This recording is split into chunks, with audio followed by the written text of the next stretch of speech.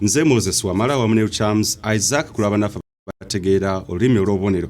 Agolwaliro kati gatandike n'ababaka ba Parliament mu bukambwe obwekitalo mu lutuulo olwaleero baagala abakulu mu gavumenti bannyonnyole ensaasaanya ey'obuwumbi obuwerera ddala 15 obwateereddwawo okulwanyisa enzige ezaazinzeeko eggwanga lino Uganda nga zaatandikidde mu bitundu eby'e Karamoja ssaako ne Teso.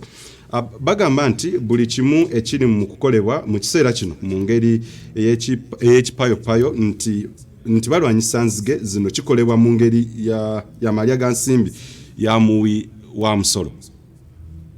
Omubaka wa Kitagwenda Abbas Agaba yaleese ensonga y'ensimbi ezaasapwa mu kulwanyisa enzige amangu ddala ng'olutuula lwaleero lwakatandika era abadde yakajanja babaka banne ne bamwegattako okwemulugunya ku ngeri gavumenti gyekuttemu ensonga y'enzige. Beewuunya lwaki bulijjo gavumenti eteekera nsonga eno nga tezibadde ku mulirwano wano e Kenya ng'ekimanya essaawa yonna ziyingira Uganda okutuuka okupapirya mu kiseera kino nga zimaze okuyingira eggwanga.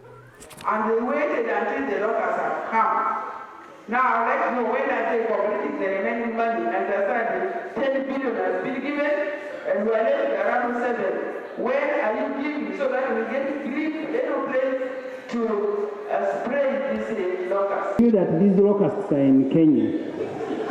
They are on their way entering Uganda.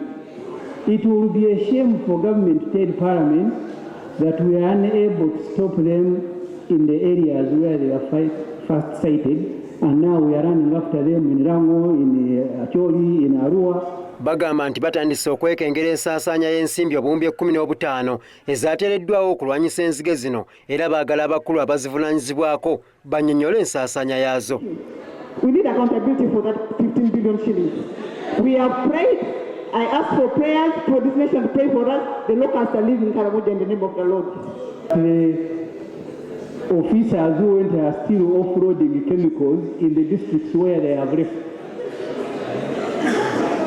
Ababaka beewuunya ekyatwazayo amagye n'aba LDU okwonoona ensimbi era bagamba singa gavumenti ekwatagana n'abantu ba bulijjo ensonga yandikoleddwako bulungi ng'ensimbi y'omuwi w'omusolo teyonooneddwa nnyo.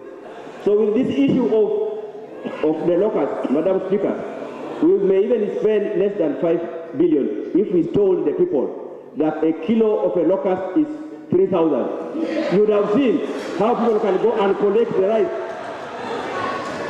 Couldn't the government motivate the locals in Karamoja to train them how to hold those kind of sprays and spray the insects?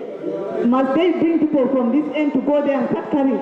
Just holding a sprayer, honestly speaking. Mu buufu bwe bumu ababaka abava mu kitundu ky'Etteeso abeegattira mu kabondo kaabwe aka Teso Parliamentary Group baagala abakwatibwako ensimbi eziteereddwawo gavumenti okukwanaganya ensonga y'enzige ensimbi zino zikozesebwe bulungi waleme kuba okukubagana mpawa bwe banaaba basabiddwa ensaasaanya yaazo. Ebbilioni 4 ezisigadde kye tusaba gavumenti zikozesebwe bulungi. Kati tulabye ba minisita bavuzeeyo bagenze Teso bagenda kukolayo ki? Bagenda kusasulibwa allowance, bagenda kusaba amafuta, bagenda kusula mu mahoteri. Kiki kye bagenda okukola okuyamba eggwanga oba okuyamba omuntu wa bulijjo?